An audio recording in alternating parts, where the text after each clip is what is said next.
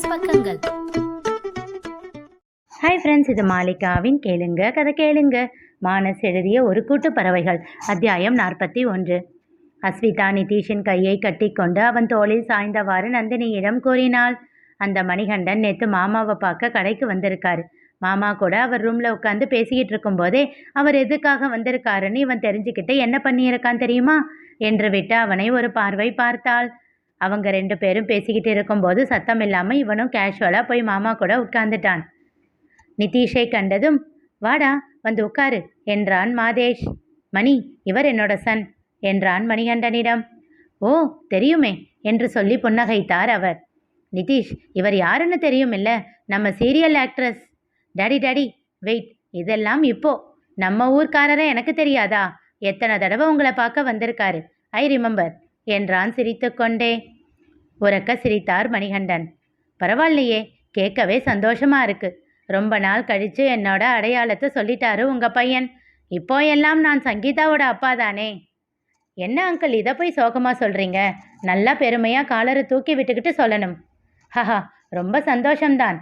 ஆனால் சார்னு மரியாதையாக சொல்லாமல், முகப்பூச்சி இல்லாமல், இயல்பாக நம்ம ஊர்க்காரரு அப்படின்னு சொல்லி அங்கிள்னு சொன்னதும் நம்ம ஊருக்கே போயிட்ட ஒரு ஃபீல் என்று சிலாகித்து கூறினார் மணிகண்டன். அதுக்கென்ன அங்கிள் பண்ண முடியும்? வந்தாரை வாழ வைக்கும் தமிழகம் அப்படின்ற மாதிரி வந்தாரை வாழ வைக்கும் சென்னைன்னு ஆகிடுச்சு. நீங்கள் உங்கள் பொண்ணுக்காக சொந்த ஊரை விட்டு இங்கே வந்திருக்கீங்க. இதோ என்னோட டேடியும் எனக்காகத்தானே இங்கே வந்திருக்காரு. ஸோ இதெல்லாம் தவிர்க்க முடியாதது அங்கிள். கரெக்டு தான். அப்போது மாதேஷ், நான் கிளம்புறேன். ஒரு நாள் சங்கீதாவை கூட்டிகிட்டு வரேன். அவளே வந்து அவளுக்கு பிடிச்ச மாதிரி டிசைன் செலக்ட் பண்ணட்டும். ஓகே மணி. அங்கிள் இருங்க, ஒரு 2 மினிட்ஸ் நீங்கள் வெயிட் பண்ணுங்க. நான் டிசைன்ஸ் கொண்டு வந்து காட்ட சொல்கிறேன், பார்த்துட்டு போங்க.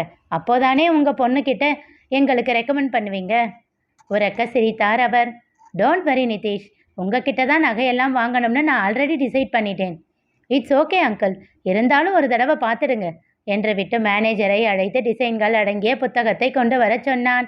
ஆனால் அறைக்குள் வருவதற்கு முன்பே அவரிடம் தான் அழைத்து சொல்லியதும் 10 நிமிடம் கழித்து எடுத்து வர வேண்டும் என்று சொல்லிவிட்டு வந்திருந்தான். அந்த இடைவெளியில் மாதேஷும் மணிகண்டனும் பேசிக்கொண்டு இருக்க நிதிஷின் கைபேசிக்கு ஒரு அழைப்பு வந்தது. அவன் நண்பன் ஒருவனை குறிப்பிட்ட நேரத்தில் அழைக்க சொல்லிவிட்டு அறைக்குள் வந்திருந்தான். அழைப்பை ஏற்று சொல்லுடா என்றான். பிறகு சந்தோஷமாக அழைப்பை துண்டித்தான். இருவரும் அவன் முகத்தை பார்க்க, டாடி, என்னோட ஃப்ரெண்டு குப்தா தான் பேசினான். அவன் பொண்ணுக்கு ஃபர்ஸ்ட் இயர் பர்த்டே வரப்போகுதில்ல, அவளுக்கான நகைங்களை நம்ம அஸ்விதா டிசைன் செஞ்சு கொடுக்கணும்னு அவனோட ஒய்ஃப் ஆசைப்படுறாங்களாம். அவன் ஒய்ஃப் எப்படி எதிர்பார்க்குறாங்களோ அப்படி அஸ்வி செஞ்சு தருவாளா அப்படின்னு கேட்குறான். நானும் இதில் என்னடா இருக்கு, சந்தோஷமாக செய்வாங்க அப்படின்னு சொல்லிட்டேன் என்றான். அவன் கூறியதும் புரிந்து கொண்டான் மாதேஷ். அது ஓகே தான்டா, ஆனால் காஸ்ட் எல்லாம் முன்னாடியே பேசிடு. ஏன்னா ஸ்பெஷலாக அவங்களுக்காக டிசைன் பண்ணுறதுனால கொஞ்சம் டிசைனிங் காஸ்ட்டும் சார்ஜ் பண்ணிடுவோம்னு சொல்லிடு. ஓகே டாடி, சொல்லிடுறேன். மணிகண்டன் இருவரையும் பார்த்து கொண்டு இருந்தார். நீங்கள் இப்படியெல்லாம் கூட செய்வீங்களா? ஆமாம் அங்கிள், என்னோட ஒய்ஃப் டிசைனர் தானே. ரொம்ப ஸ்பெஷலாக யாராச்சும் கேட்டால் டிசைன் பண்ணி தருவாங்க. அப்போது என் பொண்ணுக்கும் பிரைடல் ஜுவல்லரி இதே மாதிரி செஞ்சு கொடுத்துருங்க. நிதிஷ் மாதேஷை பார்க்க அவன் சரி என்பதை போல் தலையசைத்தான். அதுக்கு என்ன மணி, பண்ணிடலாம். அப்போது என்னோட டாட்டர் இன்லா நம்பர் கொடுக்குறேன். சங்கீதாவுக்கு எப்படி வேணும்னா அவகிட்ட எக்ஸ்பிளைன் பண்ண சொல்லிடு. இதுதான் அத்தை நடந்துச்சு என்றாள். அடப்பாவி என்றாள் நந்தினி. அதை கேட்டு சிரித்து கொண்டே நிதிஷின் தலையை பிடித்து ஆட்டி, இல்லாத ஒரு ஆர்டரை இருக்கிறதா காட்டி புதுசாக ஒரு ஆர்டர் பிடிச்சிட்டு வந்திருக்கான் ஃப்ராடு பையன் என்றாள் அஸ்விதா. ஏய், இது ஃப்ராடுத்தனம் எல்லாம் இல்லை, பிஸ்னஸ் டெக்னிக்மா அஸ்விதா முறைத்தாள். நந்தினியும் மாதேஷும் அவர்களின் பேச்சுக்கு தனிமை அளித்து எழுந்து சென்று விட்டார்கள். சும்மா முறைக்காத சிவி, அடுத்தடுத்த ஸ்டேஜுக்கு போக வேண்டாமா? இப்படியே இருப்பியா? இப்போ நீ டிசைன் பண்ணதை அவள் கல்யாணத்துக்கு போட்டால் உன்னோட பேர் எப்படி ரீச் ஆகும்னு தெரியுமா? இந்த பப்ளிசிட்டி எல்லாம் எதுக்குப்பா? சலிப்பாக கேட்டாள். அவள் தோளோடு அணைத்து தன்மேல் சாய்த்து கொண்டு கூறினான். என் பொண்டாட்டிக்கிட்ட எவ்வளவு திறமை இருக்கு தெரியுமா? அதையெல்லாம் உலகத்துக்கு தெரிய வேண்டாமா? என் அம்மனி பேர் ஊருக்கே தெரிஞ்சா அது எனக்கு எவ்வளவு பெருமை. அதெல்லாம் 4 சுவத்துக்குள்ளே அடக்கி வைக்கணுமா என்றவனை கலக்கத்தோடு பார்த்தாள் அஸ்விதா. சுவி, என்ன ஆச்சு? ஏன் இப்படி பார்க்குற? இல்லைடா, நான் டிசைன் பண்ணுறது நல்லா இருக்கும் இல்லை? நிச்சயமாக நல்லா இருக்கும். அதை விட முக்கியமாக அந்த பொண்ணுக்கு பிடிச்சதா இருக்கும். ஸோ அவள் சந்தோஷமாக இருப்பா, சரியா? இல்லை நிதி, அவங்க எக்ஸ்பெக்டேஷனை சாட்டிஸ்ஃபை பண்ண முடியுமான்னு தான் யோசிக்கிறேன். அவள் கன்னங்களை தன் கைகளில் தாங்கி கண்களுக்குள் பார்த்து கூறினான். யோசிச்சுக்கிட்டே இருந்தா அப்படியே இருக்க வேண்டியது தான் சுவி. எத்தனை பேருக்கு இந்த சான்ஸ் கிடைக்கும்? உன்னோட திறமைக்கு கிடைச்ச மதிப்பா இதை பாரு. இன்னும் கல்யாணத்துக்கு 4 months டைம் இருக்கு. இன்னும் நிறைய கற்றுக்கோ, இன்னும் நிறைய நாலேஜ் கெயின் பண்ணு. இது வரைக்கும் எத்தனையோ நகைங்களை டிசைன் பண்ணியிருப்பேன்.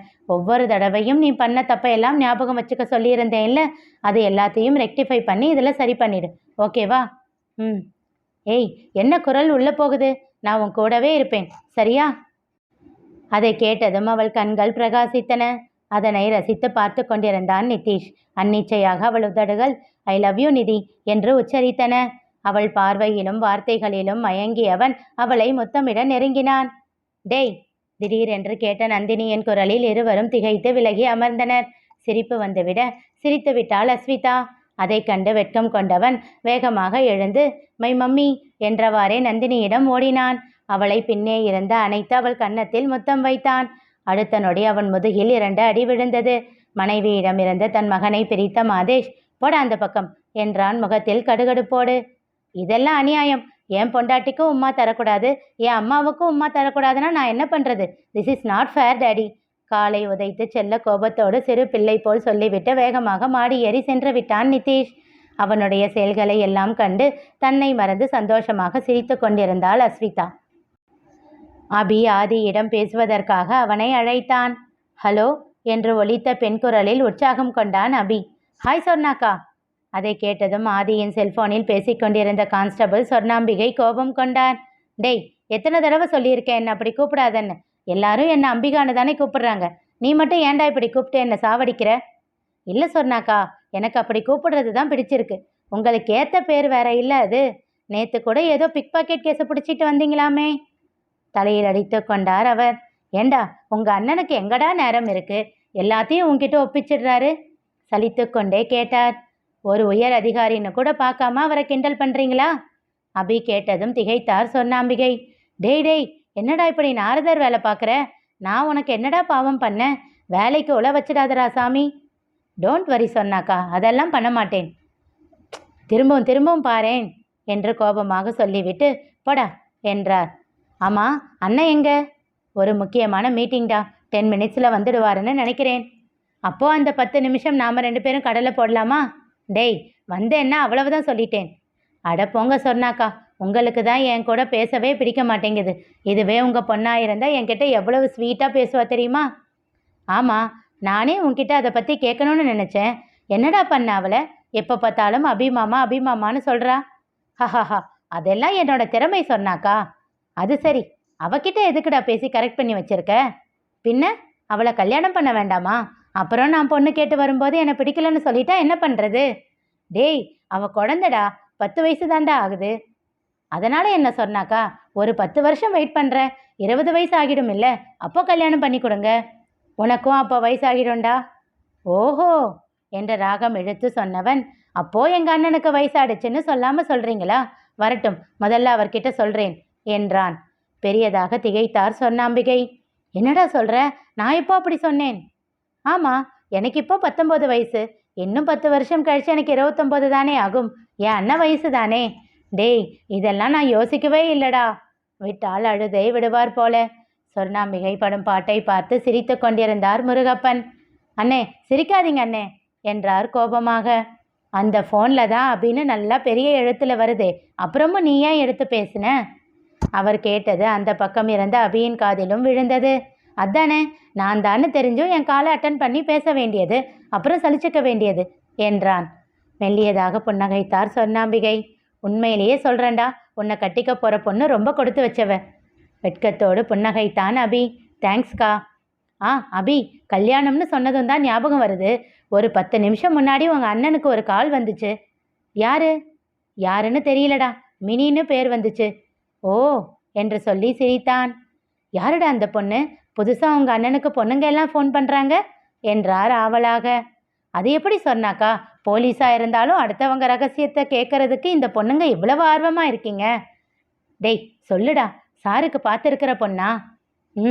உங்கள் சார் பார்த்துருக்கிற பொண்ணு. நெஞ்சில் கை வைத்து அதிர்ச்சியாக அமர்ந்து விட்டார் சொர்ணாம்பிகை. என்னடா சொல்கிற? நிஜமாவா? ஆதி சாரா? போதும் போதும், வாயை புழக்காதீங்க. ஆமாம், அவங்க என்ன கேட்டாங்க? ஆதி சார் எங்கன்னு கேட்டாங்க. நீங்கள் என்ன சொன்னீங்க? என்கிட்ட சொன்ன மாதிரி வெறும் மீட்டிங்னு மட்டும்தானே சொன்னீங்க? சிறு பதட்டம் அபியின் குரலில் எட்டி பார்த்தது. இல்லடா, வெறும் மீட்டிங்னு சொன்னா உனக்கு புரியும். ஆனா அவங்க யாருன்னு தெரியலல்ல, அதனால எஸ்பி கூட மீட்டிங்ல இருக்காருன்னு சொன்னேன். அப்போதானே திரும்பவும் கால் பண்ணி டிஸ்டர்ப் பண்ண மாட்டாங்க. ஐயோ! பெரும் அதிர்ச்சியோடு தலையில் கை வைத்து கொண்டான் அபி. இனி நிகழப்போவது என்ன தெரிந்து கொள்ள தொடர்ந்து கேளுங்க. கதை கேளுங்க. மீண்டும் சந்திப்போம்.